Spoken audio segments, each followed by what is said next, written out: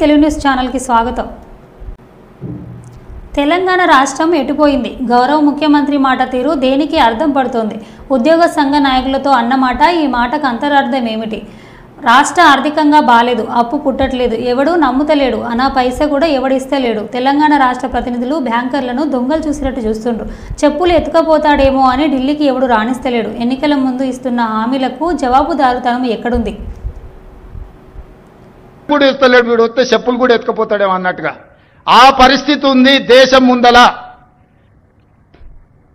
అప్పు పుడితే నేను కూడా ఏదో ఒకటి చేసి తెచ్చిచ్చేటోను. అప్పు పుట్టట్లేదు, ఎవడు బజార్లో నమ్మడం లేదు. స్వీయ నియంత్రణనే దీనికి పరిష్కారము. ఉన్నంతలో గౌరవంగా సంసారాన్ని నడిపితే బజార్లో ఎవడైనా నమ్ముతాడు. వీధికెక్కి రచ్చ చేసుకుంటే కుటుంబం పరువు బజార్లో పడేసుకుంటే ఎట్లుంటుందో, ఉద్యోగ సంఘ నాయకులారా, రాష్ట్ర ప్రభుత్వం అనేది మన కుటుంబము. ఈ పరువును బజార్లో మీరు పడేస్తాము అనంటే కుటుంబ పెద్దగా వద్దు అని నేను విజ్ఞప్తి చేస్తున్నా.